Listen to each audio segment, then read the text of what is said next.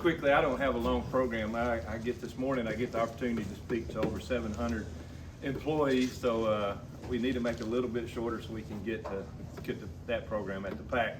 You know, we're blessed with in a great community, and certainly one of the blessings we got is a great school district. Very proud of it.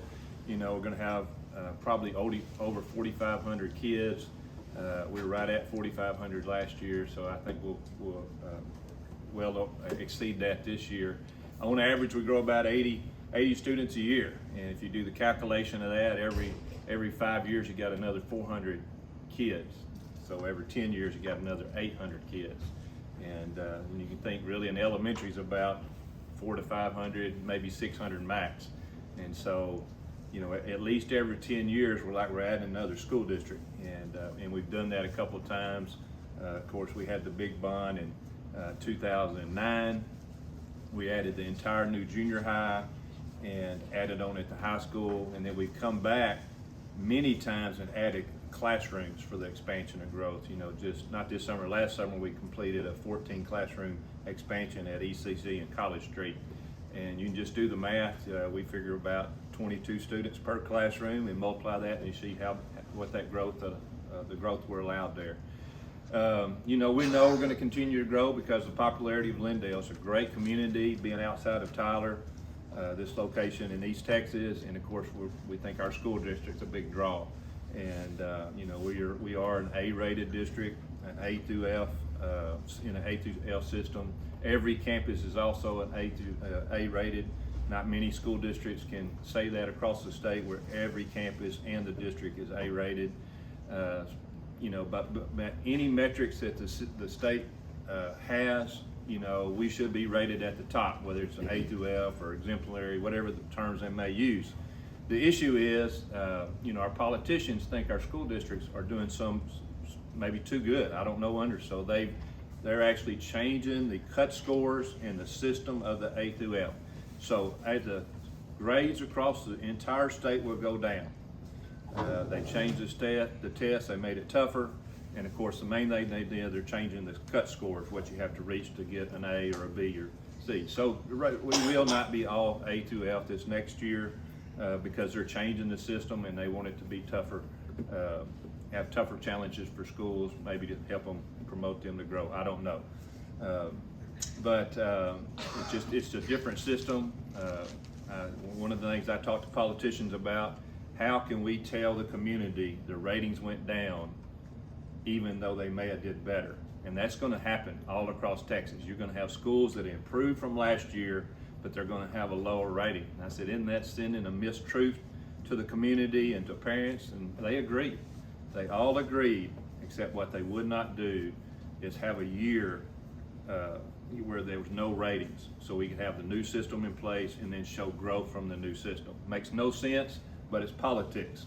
And Shelby mentioned vouchers, so I'll touch on that real quickly. I don't want to get long-winded on vouchers. A voucher in the A through F was a push by the Republican Party, okay, and the Republican leaders across Texas. The vouchers is the same thing. Our governor has pushed this thing. If it wasn't being pushed by the governor, it would not even be a conversation it wouldn't be much of a conversation in the legislative session. They went through the first one.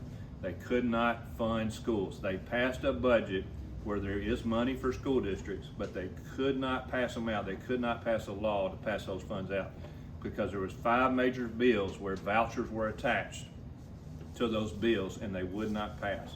Vouchers cannot pass on their own merit. If they can't pass on their own merit, they shouldn't be passed. Okay, they're attaching them to teacher pay raise or funding for schools, and they still can't pass. Because it's not a conservative principle, it's not good for Texas, it's really not good for students. It's really an attempt, in my opinion, to filter money to wealthy families. This is what's happening in most states that's passed them already. There's 5, 6, 7 states that's passed that.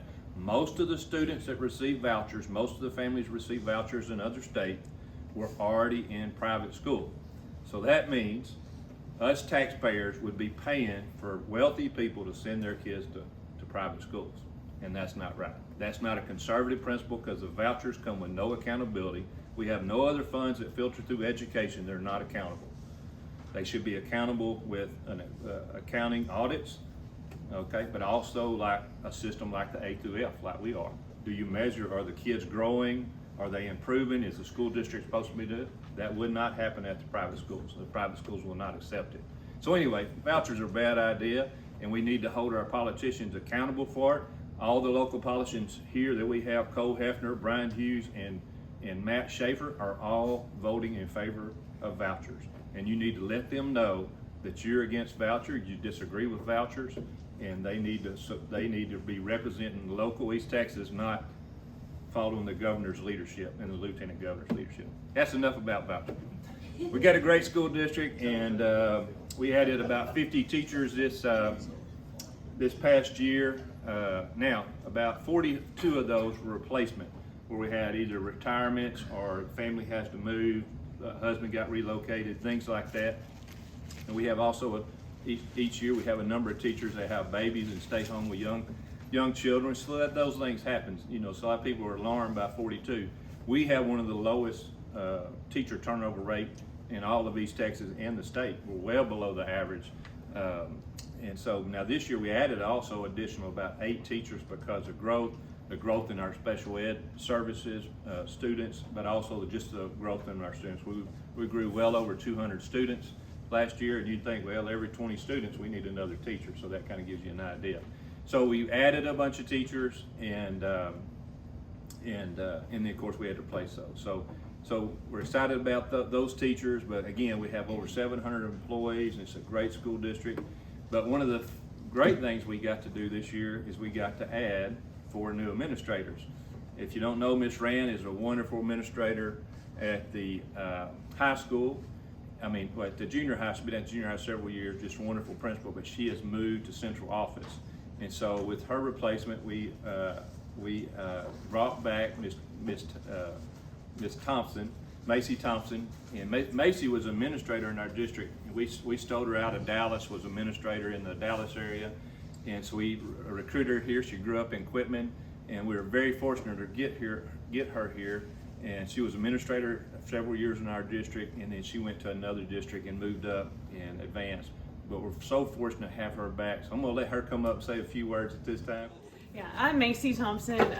I am very excited and just honored to be back in Lindale ISD. That's what I told our teachers yesterday morning. Looking forward to seeing our campus today. I was an assistant principal at the high school for 3 years and curriculum director in the admin office with Mr. Surratt. And I went to another district as principal, and then I was actually superintendent there last year. But when the opportunity came to be able to come back to Lindale, I knew it was a great one. And so Mr. Surratt was actually my mentor superintendent last year. We kind of joked about he recruited me back. But yeah, we are excited to start a great year this year at Lindale Junior High, and we'll see our teachers today and welcome students back on Wednesday, and just planning for a great year ahead. I think we already have 45 new students at the junior high for this year. And you've got a new assistant. Yeah, and I do have a new assistant. So Chad Hodges is our new assistant principal. Chad has been in Lindale before as well. He, I think this is year 26 for Chad. Most of that, is that right? No. How many years have you been teaching? 18. 18, okay. 18 years of teaching. He was in Lindale for about a decade, former coach, very successful coach, and this is his 2nd year as an administrator. He's great with kids and students and going to do an awesome job. You want to say something? Just glad to be back here. It's where I met my wife, where our kids were born, and seeing other people. Like I have a former player for me, Callahan up here. So it's great to see just community members and people I've worked with. And I was talking to Judge Cowart a while ago, just his son, I know his son, and just it's a great place to be in East Texas. We're proud to be back, and like Mr. Surratt, we think it is one of the best, if not, it's the best in East Texas, but it rivals the best in the state of Texas, and we believe that, and that's why we moved back here. So glad to be back here, and appreciate y'all having us out here. I've been here forever, right? My family's been here for like over 100 years, which is kind of awesome if you think about it. It's really cool just to have grown up. I know many faces in this room. Y'all have seen me grow up from a little kid, but just the opportunity to come back and serve my local school district, who poured into me for many, many years. even a lot of the leadership qualities that I have now were done in like band back in school when I was going through Mr. Moore's band program, and so many other ways, or Boy Scouts when I was growing up here in town, where I was served here in this place. So it's really cool to think about getting to come serve as a leader in a local school that really poured into me for those many years. So I'm really excited just for this opportunity. Get to know even more faces, these new families that have moved in.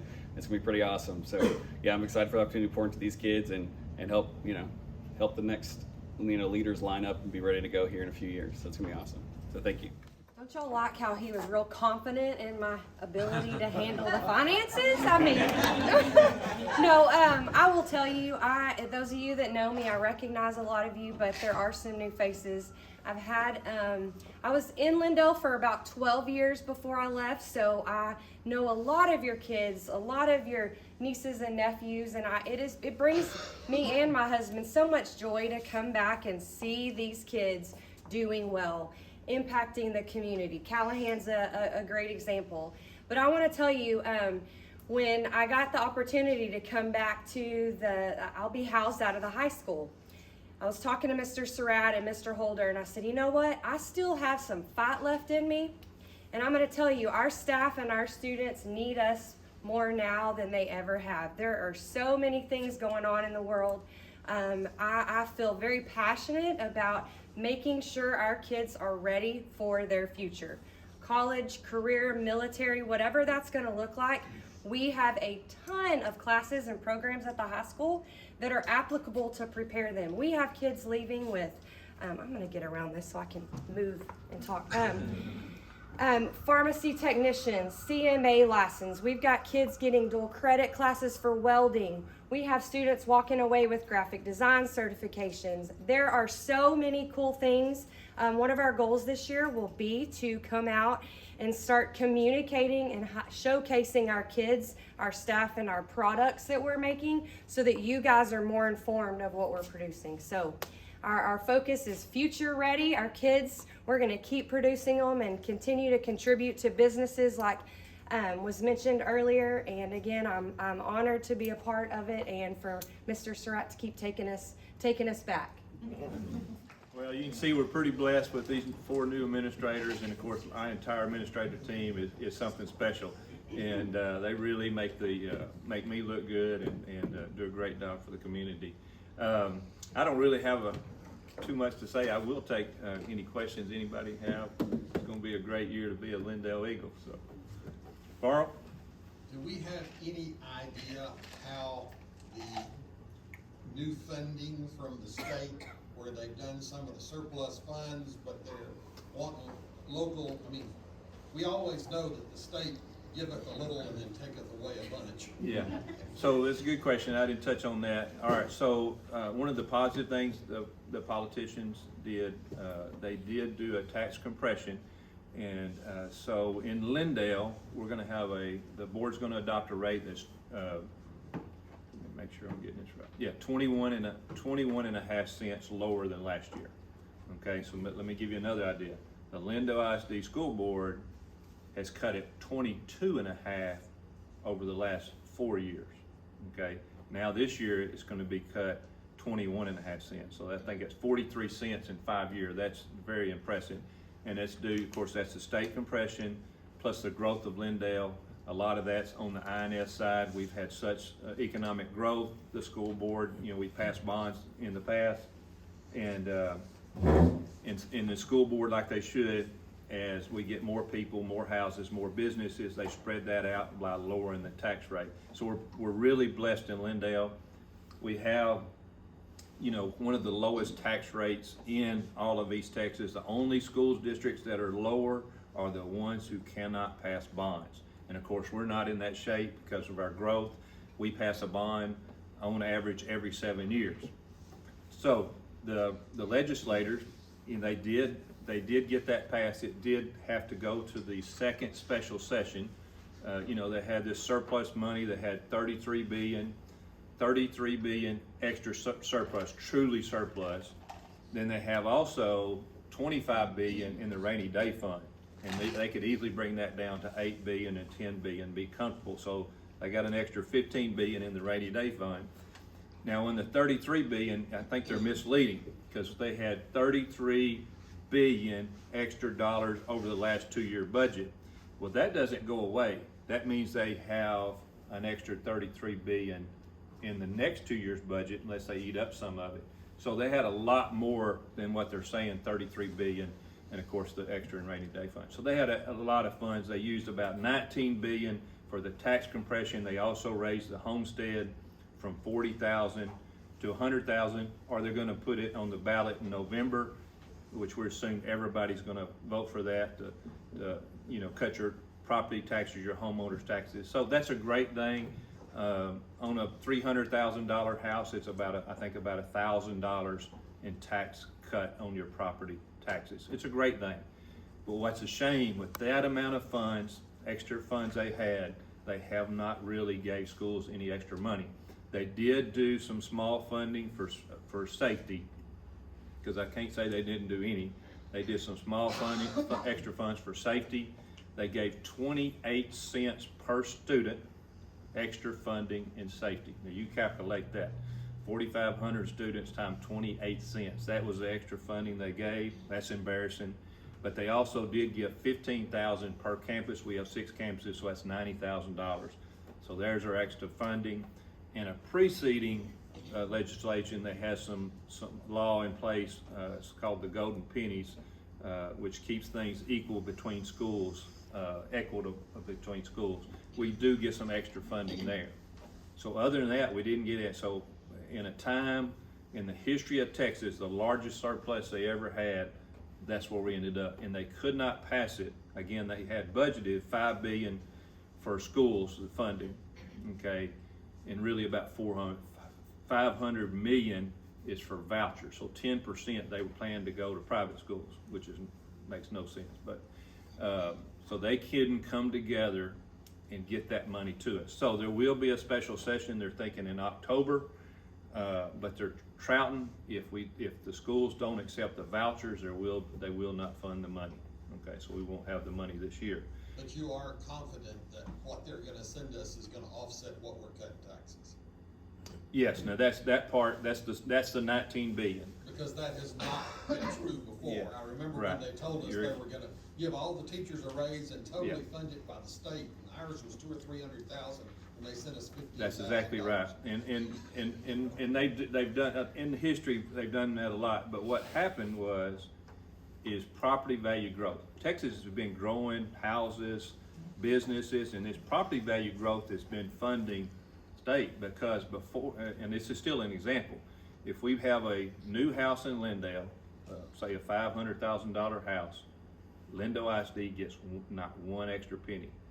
That extra funding goes to the state. Now we collect it locally, but the state sends us that amount less, okay? Because we get money from the state and we get money from the local taxpayers. And so that part, what Barnes talking about, because they would give something, but after a couple of years, that state money would go away, and we would be eaten up with the growth, the property value growth across Texas. That's been how Texas has done all kinds of things over the many years, and it's been a shame, because what they should have done, what they started, is bring that tax rate down, give it back to the property owners, okay, not take that surplus and use it to budget the state budget. And but I keep saying I think we're going to get a little extra money. School districts jumped out there and gave some pretty good pay raises, because surely they were going to give some money, and then they didn't. So some school districts are in some bind. So I think some money's going to come. Our school board, what we did, we stole some money inside our budget, made it tighter, and we did give a little teacher pay raise. But we want to do more, and so we may talk to the community about that in the future, and you'll hear more about that when the time's right. But because our teachers deserve it, our employees deserve it. At a time when we got inflation over the last 2 years, and I give you an example what our normal teacher pay raise is. It's normally 1%. So you're talking about $300, $400, $500 per year for a teacher pay raise. Now our support staff, we try to do 3% for them. But we have a lot of support staff making $15,000, $18,000, $20,000. So it's not much when you give a 3%. But our teachers certainly deserve it. We think we got the best school district. we need to support them. So, any other questions? Well, I appreciate you letting me talk. I'll bring a screen and a PowerPoint next time. We'll do a long one. So anyway, thank y'all very much.